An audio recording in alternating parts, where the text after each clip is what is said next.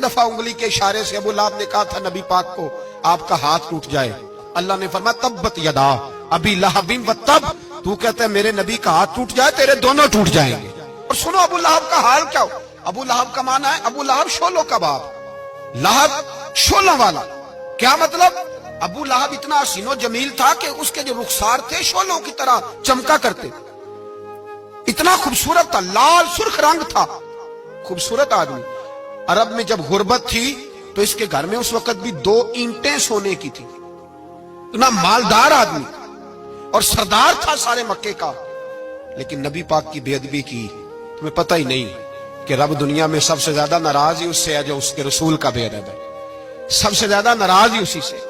अबू लहब ना गया बदर के मौके पर, डर गया, कहने लगा मैंने नहीं जाना, मक्के में रह गया। ना गया जिहाद के लिए, मुसलमानों के खिलाफ ना निकला। लोगों ने बड़ा इसको लान तान किया, लेकिन कहने लगा मेरे खर्चे पे 4-5 बंदे ले जाओ, मैं नहीं जाऊंगा।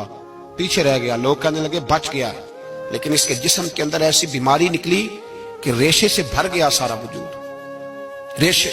इसके बच्चों ने ले जाके अबू लहब को पीछे एक हवेली थी मक्के के बाहर, उसमें बंद कर दिया। चीखता था, चिल्लाता था, बंद कर दिया उसको ले जाके वहां पीछे। और जब उसको बंद कर दिया कमरे में तो चिल्लाता था, चीखता था, कोई मुझे बचाओ, कोई पानी पिलाओ। दरवाजा तोड़ के बाहर निकला तो चौक में मर गया अबू लहब। इतनी बदबू आती थी कि कोई करीब नहीं जाता था। चौक में लाश पड़ी थी। यह है मैयत किसी बेअदब की, मुंह दिखाने के काबिल नहीं, उनके दुश्मन पे लानत खुदा की, रहम पाने के काबिल नहीं है। चौक में लाश पड़ी है, तब्बत यदा अबी लहबिन व तब, चौक में पड़ी हुई है, कोई करीब नहीं जाता। उसके बेटों से लोग जाके कहने लगे तुम्हारा बाप था, शर्म करो। एक मुलाजिम को पैसे दिए उसके बेटे ने, कहा गड़ा खोदो और मेरे बाप को रस्सी के साथ पकड़ के उसमें फेंक दो। एक गड़ा खोदा मक्के की गली में और रस्सी के साथ पकड़कर, रस्सी के साथ बांध कर उसकी टांग को घसीट कर उस गड़े में डाल दिया, ऊपर से मिट्टी डाल दी, बदबू का वो ढेर बंद कर दिया।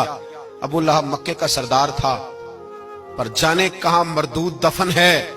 लेकिन मियानी साहब के कब्रिस्तान में जाओ, मियानी साहब के कब्रिस्तान में वो इल्मुद्दीन जिसे अपना नाम भी नहीं लिखना आता था, हजारों लोग रोजाना उसकी कब्र पे खड़े होते हैं और रसूलुल्लाह की नाते सुनाते हैं।